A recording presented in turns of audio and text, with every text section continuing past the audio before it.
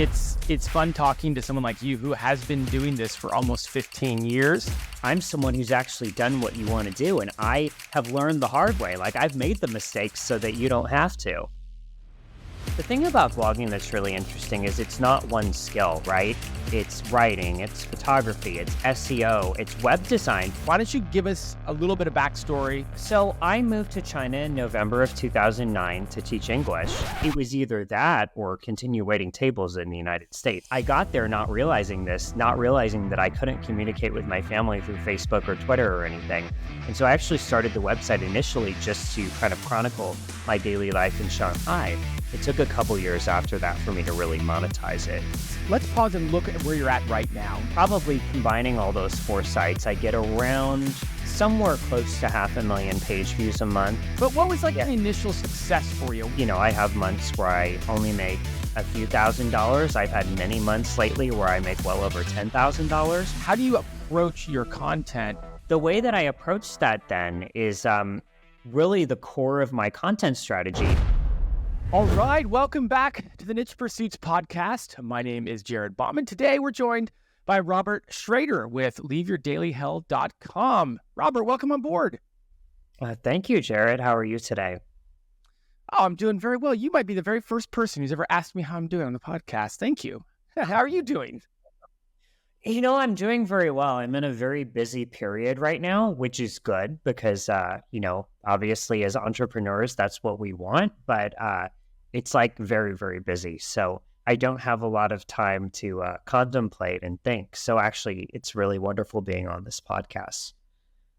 Well, welcome. We'll give you a chance to just kind of word vomit everything that's going on in your life here. We've got a cool story today. I know you've built not one, but a couple of different websites, a brand, we'll call it. I'm excited to dive into it with you because we're going to hopefully learn a lot from you. Why don't you, I kind of let the cat out of the bag in terms of your main site, but why don't you give us a little bit of backstory and help us understand what led up to that, and then we can dive into that story. Yeah, so I'll do this as concisely as possible, but I think basically what it is I am a person who grew up in very ordinary circumstances, but I always had really extraordinary dreams. When I was a little kid, I had a world map on my wall from when I was about 6. In fact, I think I got it for my 6th birthday. And of course, back then in the early 90s, if you wanted to learn about something, you had to go to the library and get a book and read it, and so on and so forth. So I spent so much time learning about all these countries on the map and dreaming of being able to go there one day. But that was not aligned with the reality of my family, for whom, going to Galveston for a week was considered an exotic vacation. And so my whole life, I kind of had these grand dreams, but even though I knew that I had the capability to achieve them, I didn't know of a pathway that someone like me could use to get to that kind of lifestyle. And it wasn't until, ironically, the Great Recession in 2008, 2009, which was 3 years after I graduated college, that a sort of accidental turn of events kind of pointed me in this direction. So to give you some background, I had initially been a pre-med major in college. My parents had kind of pushed me in that direction, even though I didn't want to go in that direction. Switched to creative writing about halfway through. And then after I graduated college, kind of didn't figure out what I was going to do until it was too late, when the sort of hit the fan during the Great Recession. And so I ended up moving to China to teach English, kind of out of necessity, because for someone with my major and my lack of experience, it was either that or continue waiting tables in the United States. And I didn't want to be a 30, 40, 50-year-old waiter. Nothing wrong with those people, but I had already done my time. So I moved to China to teach English. And it's weird because once I got there, I realized that I really liked, I'd traveled some before then, but I had never been to East Asia, and I really liked Asia. I really liked the experience of traveling. Didn't really like being a teacher, liked, people, and liked getting to know people. But it's funny because when I was over there, I applied to this ad that was for CNN Go, which doesn't exist anymore. But at the time, it was kind of a local travel-oriented CNN affiliate. Ended up getting that, writing some articles for that website. And then slowly but surely getting more English language writing gigs over there. Less, I think, because of my skill and more because there just weren't that many native speakers of English Mhm. in Shanghai in 2010. And the long story short is that over time, I sort of found my way into digital content creation. And I realized pretty quickly that it was probably going to be better for me to create and monetize my own content than get paid pennies on the dollar for content I was writing for other people that was making them much more money than it was making me. So, Hey everyone, Spencer here, founder of the Niche Pursuits podcast. Last year, the traffic to nichepursuits.com more than tripled, with most of those gains coming from Google. In fact, I finally hit the 1 million page views per month milestone. In order to achieve this growth, my team and I publish over 100 articles a month. The final step for each of those articles? We build at least one new internal link to that article using Link Whisper. This helps index it faster and helps it rank better in Google. This also helps us avoid having any orphan posts in the future. If you want to give your new articles the best chance possible, you need to build a process around internal linking when you publish.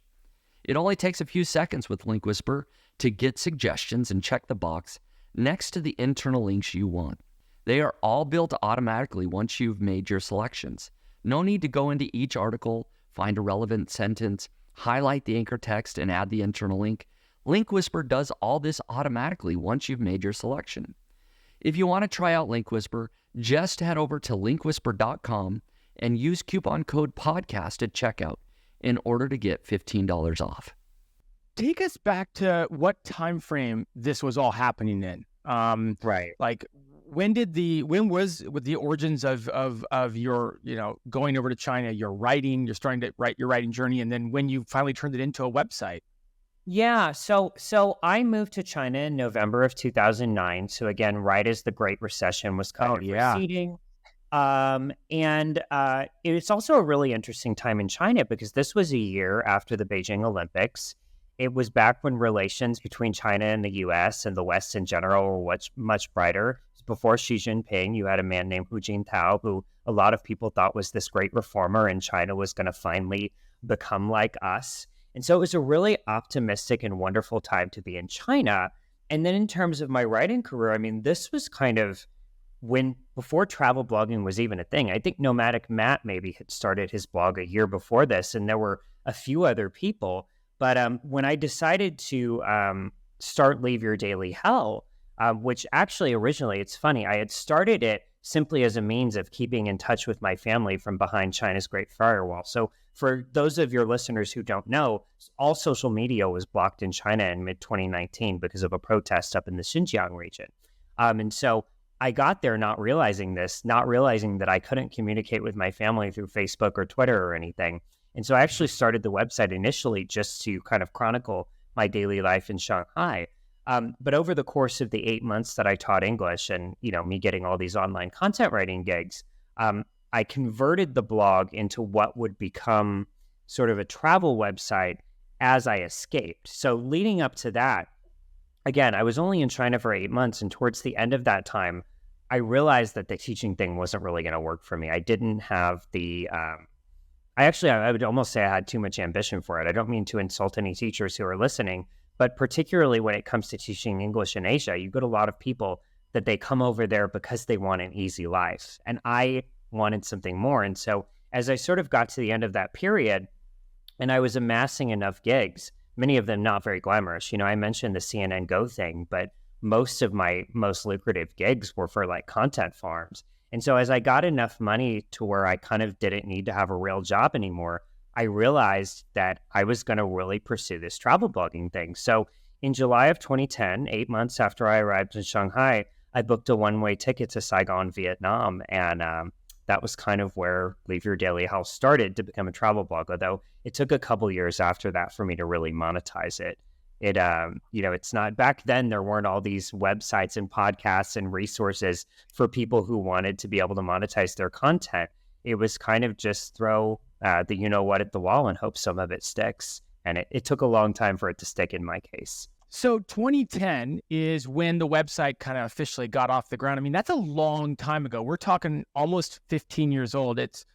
it's going to be interesting to try to dissect all the different strategies you've used. Maybe what was I'm trying to think. We only have like an hour here, but what was like the initial success for you? Where did this go from being, as you said, a way to communicate with people back home, which was very blogger-esque of that time period, right? And now travel blogs have turned into something totally different. Like, when did this go from being, was there a moment where it went from being one thing to the next thing?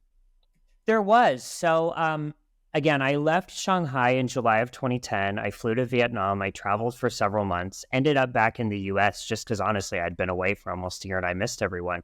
But probably about a week after I got back from the US, I had just sort of casually applied to this blogging contest in Thailand, which I had visited during my travels and I really liked, but not thinking I was going to get it. And lo and behold, a couple weeks later, I got invited to participate in this blog contest in December, all expenses paid trip back to Bangkok, alongside some of the biggest travel bloggers in Asia. There were only a couple from the US that were invited, but a lot of people in Asia who had been doing this for quite a long time. And although looking back, I think that I'm embarrassed to admit this, but I think part of the reason I was invited is because there just weren't that many people who applied. But at that time, it felt really momentous that, oh my God, I'm in the big leagues. I'm around people who are doing this for a living. And without naming any of them, the reality is that some of their blogs were fantastic. Some of them were terrible. And I say this not to insult them, but because being in that situation and seeing that all these people were doing that for a living, I realized, hold on, I'm a much better writer than at least half of these people. And I'm much younger, so I have much more time and energy. If they can do this, I can do this. And so that, I think, was kind of my sign that there was something more to be made of this than just some kind of vanity project. And that again, that was less than a year after I bought the domain, and that was less than 6 months after I left China. Now, of course, getting from that realization to the point of being able to make your first dollar, especially back then, was a very long road. But that was really where the seed was planted. So it was a very set point of time. Oh yeah, that's great. That's really an interesting marker. I remember when I was starting my first business at a young age and I went into professional photography, there was a moment when I realized, because you kind of spend a lot of time thinking I'm not very good. And to your point, I still wasn't very good, but I was at an event where I saw other photographers and I was like, oh, okay, I can hang at least. Got a long way to go, but I can hang. Right. Yeah, and I think I knew. Yeah, and I knew that I could hang, and I knew that, look, the thing about blogging that's really interesting is it's not one skill, right? It's writing, it's photography, it's SEO, it's web design to a certain point. I mean, part of the reason that I learned, and I guess we'll get into this more later maybe, but part of the reason I learned web design and development is because I couldn't afford to pay anyone to build a website for me. But as it turned out over the years, not having to pay for those services as a lot of my colleagues were, from time to time, and being able to slowly sort of evolve my website instead of having to spend $10,000 on a big redesign every few years, it actually freed up a lot of my other resources to actually travel, instead of having to wait for someone to invite me somewhere, as a lot of travel bloggers did back then and still do. So, yeah. So 2010, it gets off the ground. What's their trajectory for it to start making money? Not that it's all about the finances, but as it started, it is all about finances. I would actually. It is. I think that at the end of the day, if you are not making money from your passion, then you don't. And unless you were born wealthy or have parents that are financing you, then you can't continue pursuing your passion, right? So it is about the money in some sense. But it took a while. So I think, ironically, one of the reasons that I kind of treaded water for as long as I did is that I still had all these online content farm gigs, which of course are unglamorous. And I'm so glad most of that content doesn't exist anymore. Most of it was written under a pseudonym, but it was actually, I was being subsidized by that. And so in the beginning, I didn't probably try as hard on my blog as I would have if it was my only source of income. It wasn't until the one content farm I was working for really decided they didn't like me in probably December of 2011 that I realized, oh shit, like I really need to find a way to make money from this blog. Otherwise I'm going to have to go get a job, which for an entrepreneur, that's like a death sentence. And at that time I started joining a lot of Facebook groups about sponsored posts, So I had never heard of sponsored posts before then, but as I quickly learned, at that time, that was the main way that travel bloggers were monetizing. Back then you didn't have Mediavine, you didn't have a lot of these premium ad networks for non-big publishers. And so unless you wanted to try to use SEO to get up to millions and millions of views and be able to make some money via AdSense, the main way that you were going to be able to monetize your content was sponsored posts. And so I joined a bunch of Facebook groups where we would exchange contacts for sponsored posts, and really initially started making money that way, which of course is very unglamorous and sexy, but it's just the way things were done in 2012 when we all thought the world was going to end. So simultaneously with that, though, I did start getting more into obviously traveling more, which as a travel blogger, in order to create content, you have to go places, you have to take pictures, you have to do things, you have to be able to tell stories. And with, though, that the money that the sponsored posts brought in, it empowered me to start traveling to more and more interesting places, to buy a better camera, to start buying multiple lenses, to finally get a tripod, to, continue upgrading my other tech. As I mentioned earlier, I already had the design and development skills. And, from having worked for the content farms, I think even though I didn't ever do the plug and play keyword thing, I think I just had the SEO style writing down, in terms of really staying on topic, in terms of really structuring my writing in a way that made a lot of sense both to search engines and to people. And so, the sponsored posts were really important because that enabled me to focus full time on my own content, which was a huge thing. And then obviously, just as it had taken me a couple years to get to that initial monetization, it really took me many years to get my photography, I think especially, up to a level where it matched my sort of articulateness that I just came out of the womb with, where I was really able to sell the whole package and say, no, I'm a real travel blogger and I'm legit at this. And I think where, around that time was when I came up with the idea of the next monetization, which was launching what I called at the time my travel coaching product, which is basically where I wanted people to pay me to plan their trips, which at the time seemed unbelievable. It's funny. A friend of mine who did coaching for MBA programs, basically helping people get into Ivy League MBAs, she had actually proposed this to me. She's like, Robert, you've been traveling for 3 years now. This is going into 2013, which seemed like forever back then. Now it seems like a small moment of time. But she said, people will pay you for that expertise to be able to save time planning their own trips. They will pay you. And so, I think once I launched that product, and of course it took me a couple years before any number of people were willing to pay me enough for that to become its own thing. But, I think with the money I had starting to come in from that, the kind of reliable income of sponsored posts, and the boldness that I started traveling with and taking photos and really just going full hardcore with this, everything sort of started building and really contributing to this legitimate brand that I had. And suddenly it became easier to sell sponsored posts. My content was ranking more. My website looked better. And people were slowly but surely starting to pay me to plan their trips. And it very quickly became that I was an online content farm writer who had a vanity travel blog. And then suddenly I was a real travel blogger, and this was just my career. So, your path is a bit unconventional. See, oftentimes we'll get someone on who has, say, a travel blog or a website, and they wrote a bunch of content, they used SEO to rank for it, they're making money off of display ads and affiliate income, which might be what you're doing now. But your build up, sponsored posts, a travel agent services, like you kind of went in what would be considered nowadays very unconventional routes to monetize your brand. I did, and I think part of it is that, again, in the days before Mediavine, I knew that the trade-off of getting pennies on the dollar for AdSense and the disruption that it would cause my users and the way it would cheapen my content. Mediavine ads actually, quite frankly, are often very beautiful and very well integrated. But back in the old days of AdSense, it was an eyesore. I didn't think that was worth it.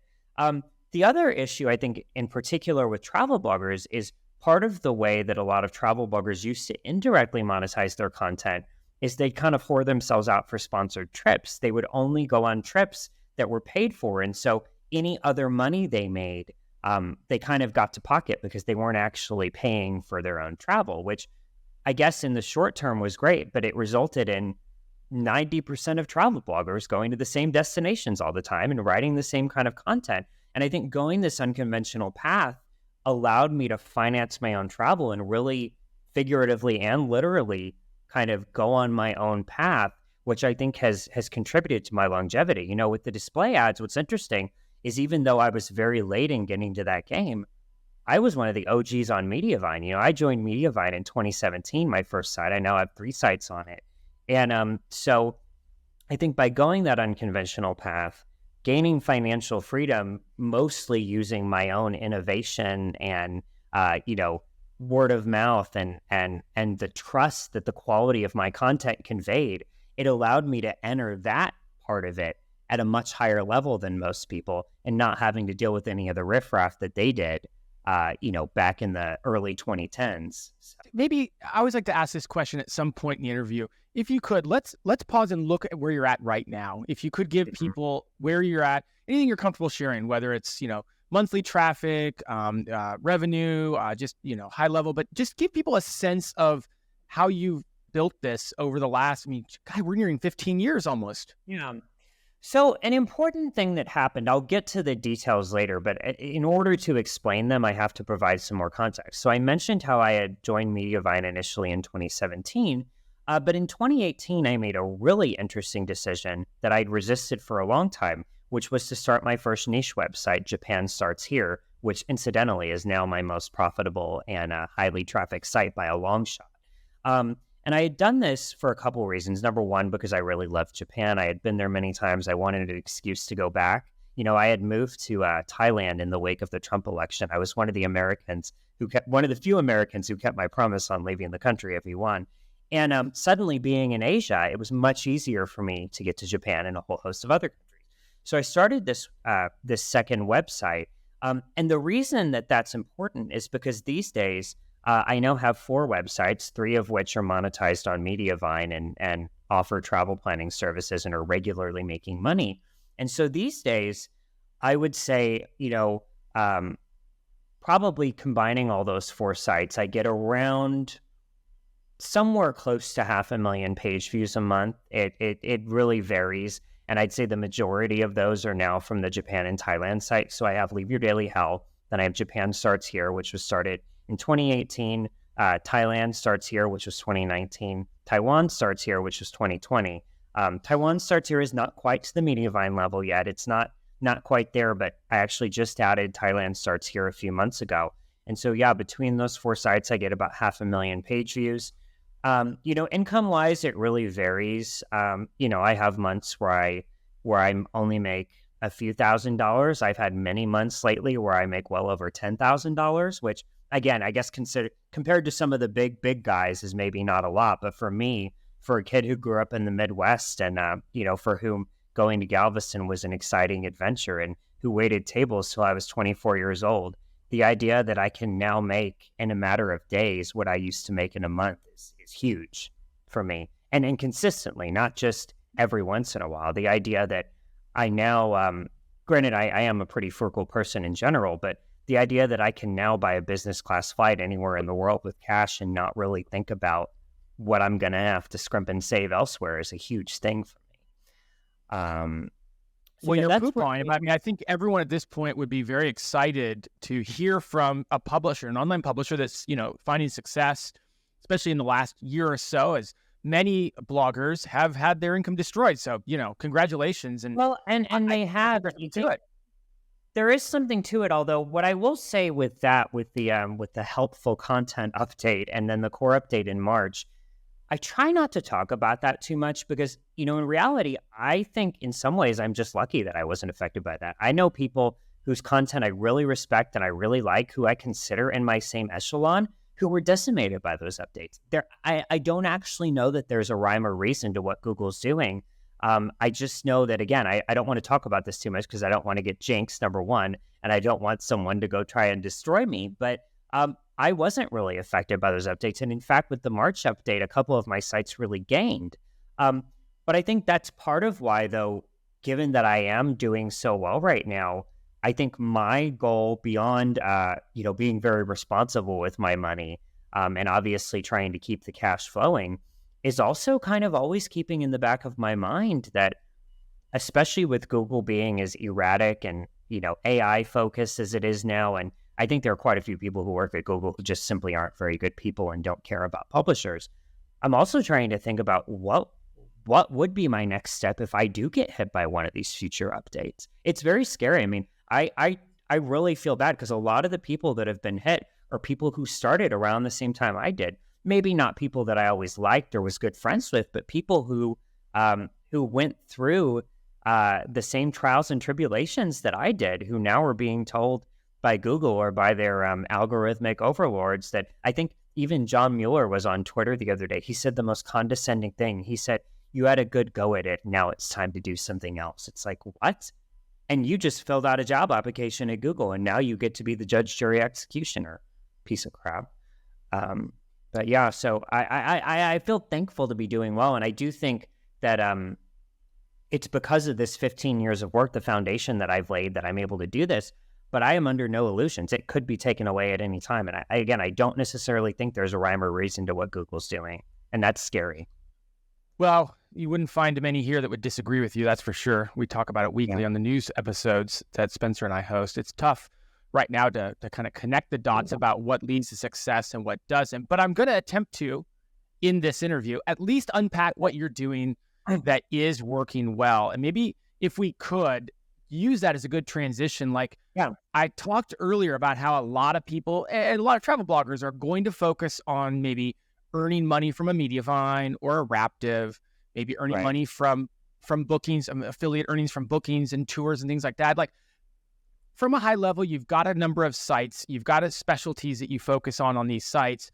But what are the core tenets of how you're bringing in your money? Has it shifted to Mediavine being the most profitable? Where are we at right now with planning trips? Like, I want to understand maybe a bit more detail to how you're earning that income on a monthly basis, because I think there might be some interesting things for people to learn there. So I would say, to back up a little bit if we can, back in the sort of sponsored post golden age, that was really my golden goose. That was for a few years the only way I was really making money. And as that started to dry up, when Google started to punish people for what they called spam, and we can get into maybe later what actually is and isn't spam, but I started realizing I was going to have to differentiate my income. I was going to have to diversify. And so that's kind of been a pillar of my blogging business, for almost a decade now at this point, that you can't put all your eggs in one basket. You have to have multiple income streams.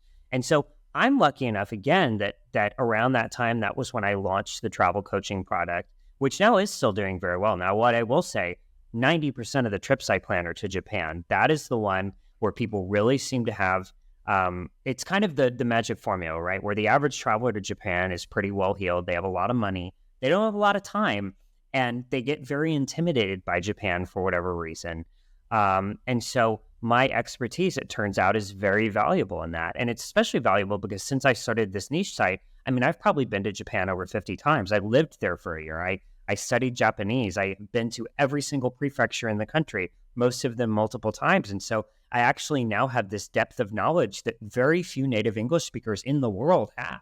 And so I would say that the good news is that this is something that doesn't directly depend on my Google traffic. Now, the bad news is that a lot of people discover me via organic search. And although I have some word of mouth, I have a certain level of email list. One decision that I made very early on is that I wasn't going to mess around with social media, because I think it's, I just think that one of the mistakes that bloggers and creators make is they try to dip their toe into too many ponds. And I think that you really need to focus on one thing. And now the bad part of that is, again, if you focus entirely on your own platform, you really are very vulnerable to the sort of capriciousness of the Google algorithm. But I just can't be bothered with social media. Now, especially almost being 40, am I really going to go on TikTok and dance? So the travel planning in particular for Japan is a big bucket of income. I'd say that some months that's as much as 50%. Sometimes it goes down to 25 or 30. That's a huge bucket. I would say I do still do some sponsored posts. So that's probably anywhere between 10 and 20%. I have a number of affiliate links. I don't go as crazy as some people did, which I would argue, even though I just said there was no rhyme and reason to Google's penalties, I think some people really did overdo the affiliate links.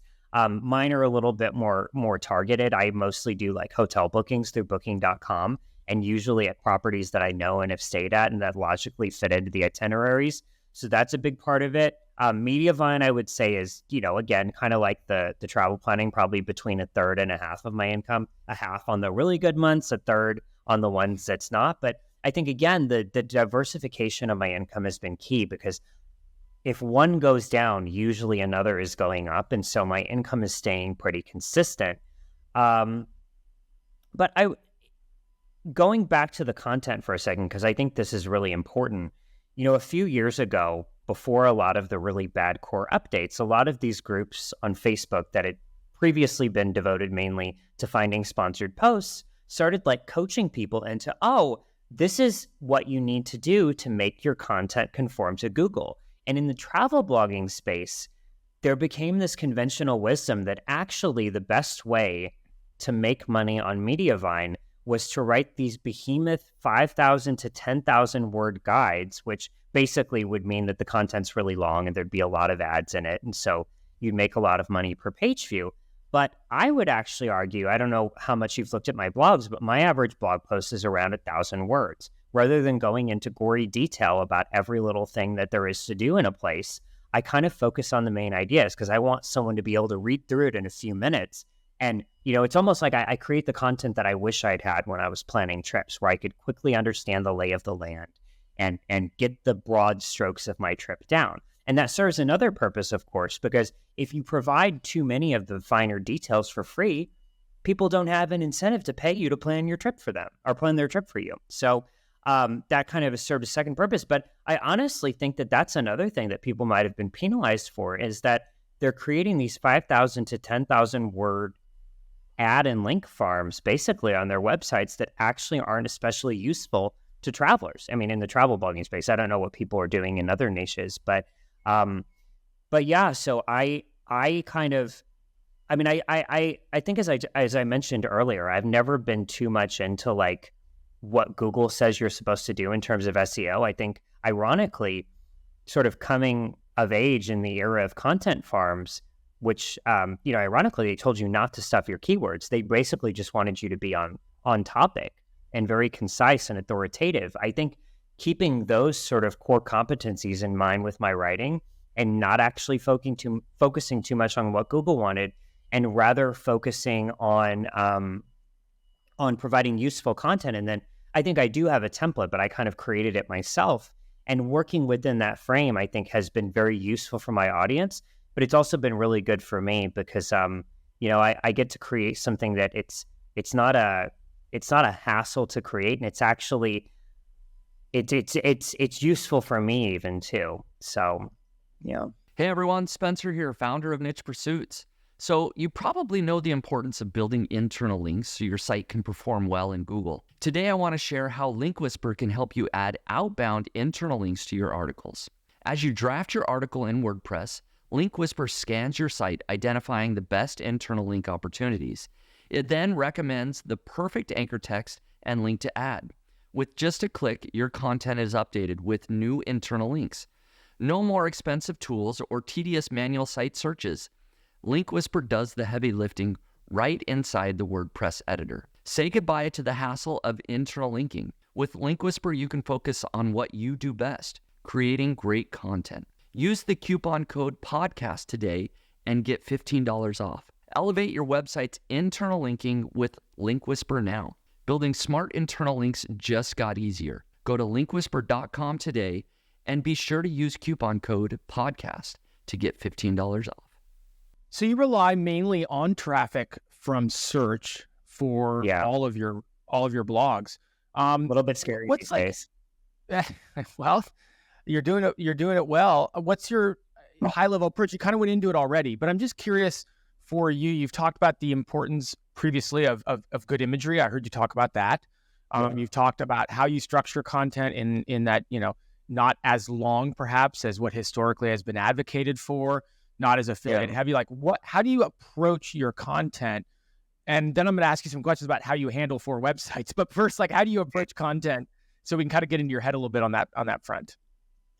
Yeah, so I think, again, a few years ago, I don't remember exactly when it happened, so you'll have to forgive me, but I kind of realized that a certain format for my content was going to be really useful. And basically what it is, it's like a 3-paragraph intro, a beginning section that's like 2 paragraphs, 5 sort of, they're not bullet points, but 5 sort of very short paragraphs about whatever the main idea of the article is.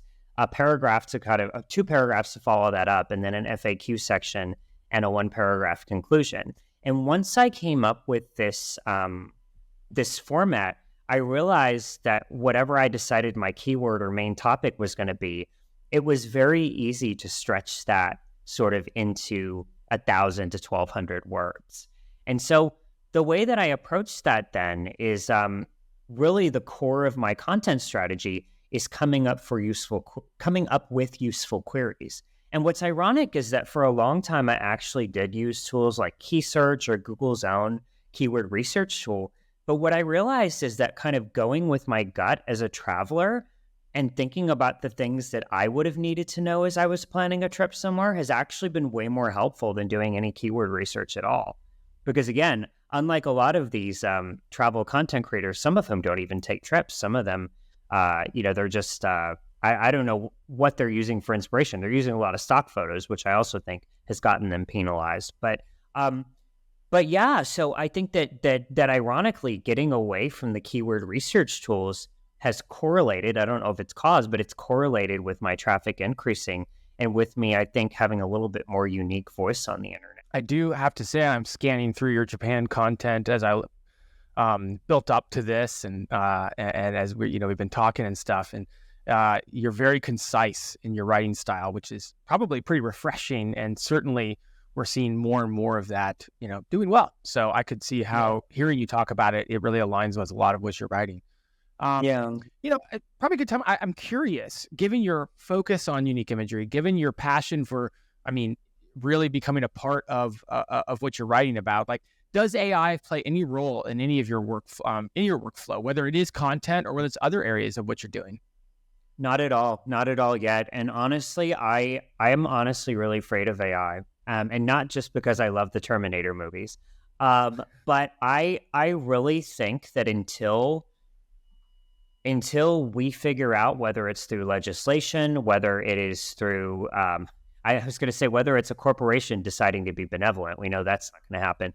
But until we figure out a way to deploy AI without putting ourselves out of business in the process, I don't even want to mess around with it. I've had companies contact me and say, we'll pay you a certain amount of money per hour to train our AI. And it's absolutely not. You're going to have to pay, several $1 million that I can put into my retirement fund if you want to use me to train your AI. I haven't used AI at all. I think it's horrifying. And again, until it's better regulated, until there are guardrails put up, I don't even really want to mess around with it. No, I do all of this myself. I'm a very productive person. I'm a very type A person, and I make my schedule weeks, if not months in advance. And I plan it to where when I'm now not on the road traveling and sort of in my intake period, then I'm in a very sort of ultra productive output period, in the sense that there are some days where I write as many as 4 to 6 articles in a single day. So, well, you took the words right out of my mouth. That's where I was going next with having 4 sites about different countries and places that need your attention, not using AI. Walk us through your productivity tips, if you will, or how you manage it. I'm just curious to learn because that's a lot. Yeah, so I would say in terms of my productivity tips, one of the biggest things for me, and I've always been pretty type A. I've always been an early riser. But I think creating a schedule and holding yourself to it is so big. Waking up at the same time each day, giving yourself a certain amount of time in the morning to do other things.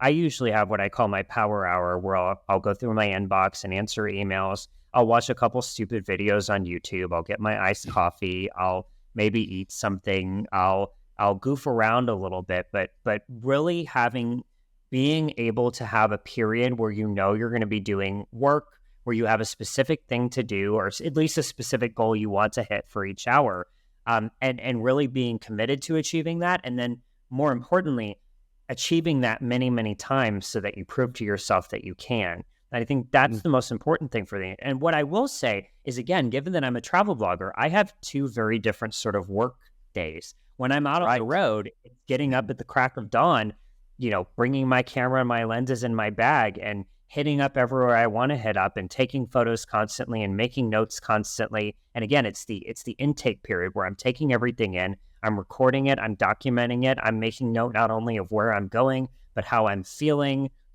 Sometimes those are the times where the article ideas will come to me. I'll be like, oh, this should be really useful, and I might be able to put an affiliate link in it.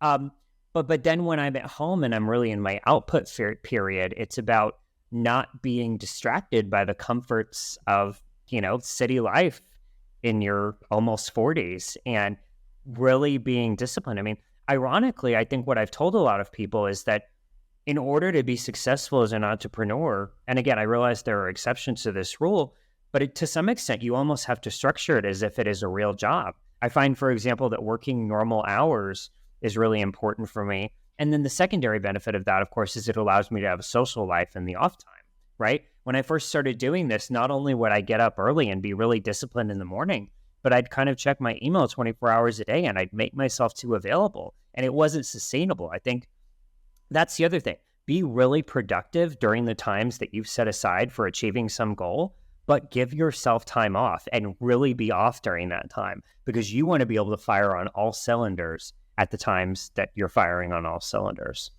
So how do you plan your travel schedule? And the reason I ask is I'm curious if you, I would imagine many travel bloggers might look for keyword tips, use keyword tools, that sort of stuff to kind of look at what places they need to visit inside of a certain region that they want to focus on, inside of a certain area they want to write about next. Sounds like you go maybe cut against the grain a little bit in that. Like, how do you plan out a trip, especially as it relates to the fact that you run a travel blog about it? Yeah, so I have never gone that way. And in fact, I've always been really kind of turned off by people who do it that way. I mean, I don't want to sound too judgmental or hoity-toity, but like, I just am like, God, you have to have some poetry in what you do, right? You can deal with the keyword stuff after you get back, but I've always gone where I wanted, when I wanted. Now, what I will say is, since I've kind of largely abandoned my more global focus and really focused in on Asia, and particular on Japan, which again is by far my busiest and most profitable site, I've honestly been guided a lot by seasons. So, where is and isn't the best place to go in Japan is largely based on the season. I mean, at a high level, you obviously have the cherry blossom season in the spring and then autumn colors that are very nice everywhere in the country. But a lot of other destinations in Japan have times that they're more or less beautiful than one another. So I'm actually going on my next trip on Saturday. And for example, one of the very niche things that I'm going to be doing on this trip, because again, by this point, I've literally been everywhere in Japan multiple times, is that Japan is not only famous for cherry blossoms, but they're famous for hydrangeas, which are called ajisai in Japanese. And hydrangeas are blooming around this time. And there's one particular temple in Kamakura, which is a popular day trip destination from Tokyo. And because I've never stayed overnight there, even though I've visited there probably 10 times on a day trip, I'm going to kick my trip off with a couple days there in hydrangea season and get some shots there. But what's interesting is there will be something like this that inspires me to go at a certain time. And then once I have that seed planted, my mind just sort of this is another part of my creative process, actually. I sort of start realizing, what are some other parts of the country that are really good at this time? Or in some cases, what are some parts of the country that maybe no one is going to at this time? Can I chart a new path? Can I go somewhere? And I think particularly as I'm really digging deep into the country now, I'm going to places that foreigners almost don't go at all, which is really exciting. And I would say that maybe that's also part of my advantage in the content department, is I'm creating content for queries that the keyword finders don't even know to track, because the content for it doesn't exist in English yet. So So that's kind of a convoluted answer, but I would say that no, I don't use keywords or any quote unquote content needs to plan my trips. I think before I kind of just went where I want when I had more of a global focus. And I think now with Japan, my desire is just to kind of see everything and do everything. And I think, like many Japanese travelers, I just let the seasons guide me with that. But beyond that, it's really just about creativity and not going where the wind takes me. That sounds stupid and it's not accurate. But again, using the destination and routing selection process as part of my creative process. The other sort of benefit of that is because a lot of these places I'm going, there isn't a lot of content that exists. And so I'm kind of piecing things together like Frankenstein's monster. This is a great crash course for me before I later maybe plan this same trip for someone else. Because I think that's part of why that service has endured, is that I'm a real traveler who's doing this. I'm not a travel agent. You used travel agent earlier, and I'm sure you just used it off the cuff, but I would really say I'm more of a travel consultant in the sense that I've done all this before. I'm advising people on things that I've actually done myself. The problem with travel agents, which is why I think so many people are attracted to my model, is that I'm someone who's actually done what you want to do. And I have learned the hard way. Like, I've made the mistakes so that you don't have to. So you're exactly right. I didn't even know the difference until you just educated me. Yeah. So it brings up an interesting point, and I asked this question a decent amount, especially with someone who's been blogging for as long as you have. You're going to so many destinations, and travel is especially particular around this topic, and that's updating old content. Yeah. How much time and effort do you put into updating old content versus writing new content? And from a higher level, how often are you circling back on destinations, maybe several years later, to see what's changed? Like, not only in the tactical practice of updating content as SEOs think, but also just in the travel capacity as the world changes around you. Yeah, so I would say there are two different answers to that. The first of which relates to Leave Your Daily Hell, which of course has a more global focus. And I would say, just because of how big the world is, how short life is, and how absorbed I am in the other sites, I really only return to the countries that I really, really like.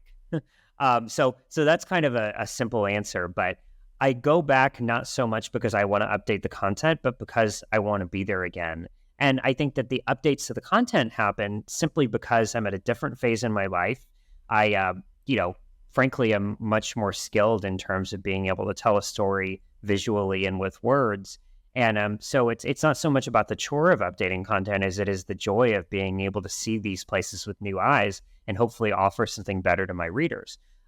With regard to Japan, I think what it is just that, again, I keep circling back to this, but it's really true. Japanese people are so obsessed with seasons, and they're so into seeing places in different seasons. There's even this one garden up in Kanazawa on the north coast that literally was planted not only to change with the 4 main seasons, but Japanese have like dozens of subseasons, and literally this garden is almost to where it's a different experience every single day of the year you would go. And so I kind of approach it like that, where I'm seeing new destinations all the time, but I'm going back to places often anyway to sort of see them in different light, with different colors, with different,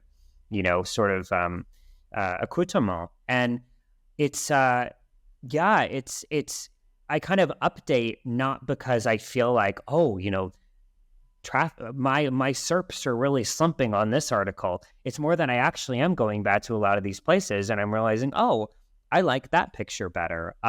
I realized this thing about this garden or this castle or this temple that I didn't before. So again, it's maybe it's not the smartest business decision, but because I guess some of the more committed ones are literally, they're going through all these tools all the time. They probably hire someone to do it for them, and they're making the decision about what to update there. But I do think updates are important in the sense that it's not sustainable to be, especially the older you get, to be traveling, 7, 8, 9 months out of the year and depending on your new content to bring in travel. And frankly, as you can imagine, a lot of my most lucrative content is content that has existed for many years. Now, part of it as well, though, is some of it doesn't need to be updated as often. One of the things, going back to the very beginning, that working for these content farms taught me is the more evergreen you can make your content, the better. You don't want to have something that's super, prone to changing. I do have certain content, for example, about various annual events and things like that, but I really try to focus on things that don't change very much.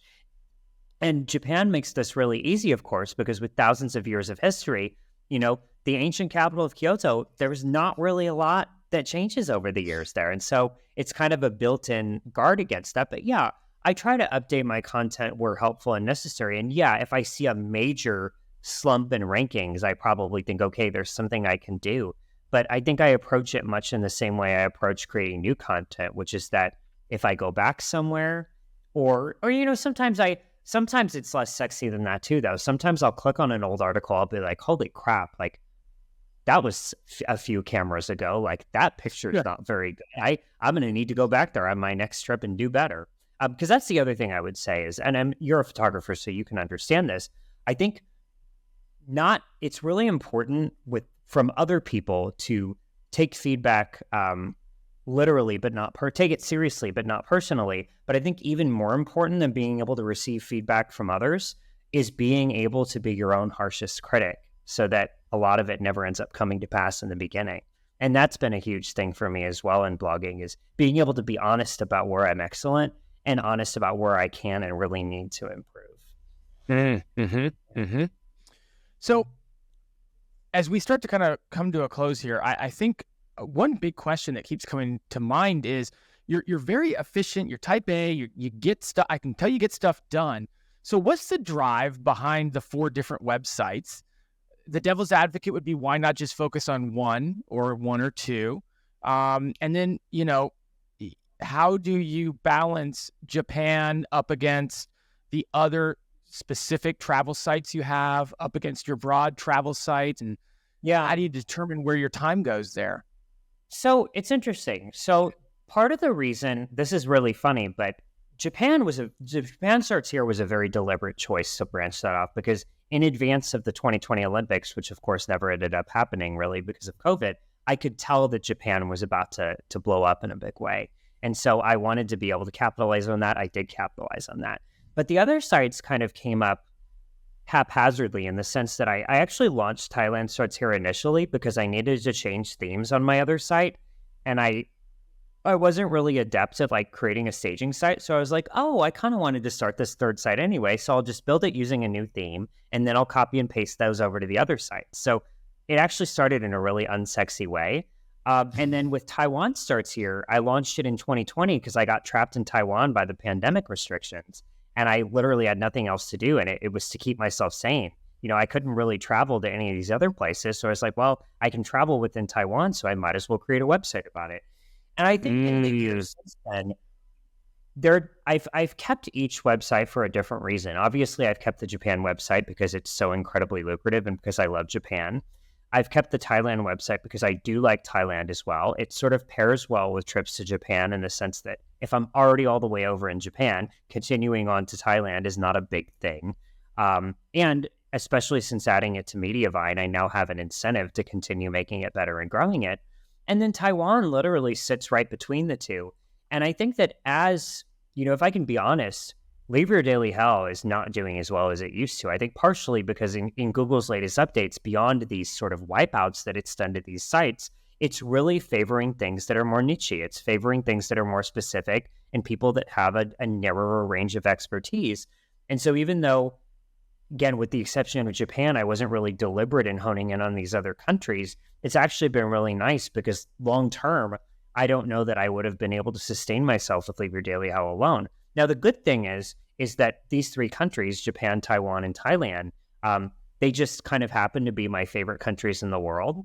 And so it's really nice, because having these separately, it kind of justifies me being able to go back here again and again, when many travel bloggers, kind of the name of the game is seeing as many countries as possible and, whatever, which is fine. I did that for a while. But the other thing that's really good about having 3 separate sites is that the chances of one of them getting dinged, but in one of these upcoming updates, I guess, is relatively high in the long term. But the chances of all of them getting dinged at once is not, And so it kind of gives me, again, talking about diversifying your income, it's also diversifying your creative output. and not putting all your creative eggs in one basket. And, the other thing I would say is just as Content Farm led me to Leave Your Daily Hell, which led me to Japan Starts Here, which led me to these other sites, I think by continuing to branch out in all these different ways that I do, whatever comes next, it's sort of that natural, organic, creative process that's going to lead me to where I need to go, which is why I do believe that no matter what happens with Google and AI, I have the skills and the talent and the drive that I'm going to be able to make it work. And I'll tell you one thing, I am never going to have a job again. That's what I told myself 15 years ago, and I remain committed to that. Never going to happen. So, well, that is a perfect way to bring this interview to a close, because it's fun talking to someone like you who has been doing this for almost 15 years. And you referenced a lot of the trepidation, the volatility over the last year or so, but just someone who has that perspective of 15 years and has watched you have a very clear vision for how your career has progressed, and it hasn't been happenstance or accidental, but it has navigated as situations change. I remember sponsored posts. That is bringing me back, but I remember that as a huge driver. And now, if you said that to people, they would say that's just not hasn't been a viable business strategy in a long time. But you have adapted and changed, and so I think it's great perspective, good reminder, and I appreciate you coming on. I'm guessing you're not on social media. Where can people follow along with what you have going on? No, I am on social media. I'm just not obsessed with social media. Okay, so I am on Instagram. It's not a business driver for you. Yeah, so I am. So I'm on Instagram. I'm on there as Leave Your Daily Hell. Japan Starts Here. Thailand Starts Here. Taiwan Starts Here. Post on Leave Your Daily Hell the most. But I'm on all of those. Obviously, my websites are the best place to find me. I am on Twitter for a couple of the websites, but honestly, I usually just use Twitter for, getting into political arguments and, something else that I probably can't discuss on here. That a lot of men use Twitter for. But my websites are really the best place to find me, going straight to the horse's mouth, so to speak. So that would be where you can find me. Robert, thank you for coming on board. Thank you for coming and sharing about your websites. Thank you for sharing about your like I said, I mean, you're nearing 15 years in doing this. Congratulations on your success. Thank you again. Yeah, thank you very much, Jared. Hey, everyone. Thank you so much for listening to the Niche Pursuits podcast. I just wanted to remind you that if you are ready to start building smarter, faster, and easier internal links, you should check out Link Whisper. You can get $15 off Link Whisper when you use the coupon code PODCAST at checkout. Head over to linkwhisper.com and use the code PODCAST in order to save $15. Thanks again for listening.